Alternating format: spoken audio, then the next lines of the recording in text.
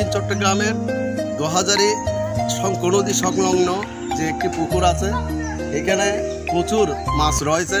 যিনি এখানে মৎস্য চাষ করত, ওনার কথার অনুরোধে এরা শখের বেশি এসে কথায় আছে শখের দাম তলা তলা। আজকে পবিত্র শুক্রবার দিন, জুমার দিন, রাত বৃহস্পতিবার রাত 12টা থেকে আজকে সকাল দিন এবং রাতে শিকারীরা ব্যস্ত সময় পার করছেন। এক সময় আমরা দেখেছি বিভিন্ন দিঘিতে বড়শি প্রতিযোগিতা দিত। পুকুরে যারা এখনো মৎস্য শিকার করেন, সরকারি চাকরি করে, অনেকে প্রবাসী আছে, অনেকে শ্রমিকের কাজ করে, এরা কাজের ফাঁকে ফাঁকে প্রতিযোগিতায় অংশগ্রহণ করত। এখানে কয়েকজন প্রবাসী লোক যারা মৎস্য শিকার করার জন্য এসে গেছে। প্রিয় দর্শক, আপনারা দেখুন, ওনার বড়শিতে একটি মাছ টোপ গেলেছে এবং ধরাও পড়ছে।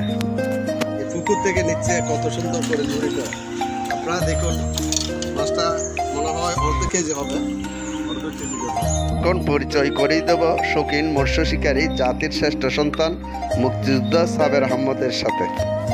তিনি মাছ শিকার করার জন্য রাতভর নির্ঘুম থেকেছেন, এখনো সারাদিন মাছ শিকার করার জন্য বসে আছেন। বৃহস্পতিবার রাত্রে নির্ঘুম থেকে এরা 10 জন এই যে মৎস্য শিকার করছে রাত্রে, রাত জ্বালিয়ে। রাতে মাছগুলো উপরে থাকে সকাল 8টার পর থেকে। বড়শিতে মাছ ধরা পড়লেও সন্ধ্যা নাগাদ মাছ ধরা না পড়ায় শৌখিন মৎস্য শিকারীরা হতাশ হয়ে আছেন। M Foyzur Rahman, DF Bangla news, 2000 চন্দনায়, চট্টগ্রাম।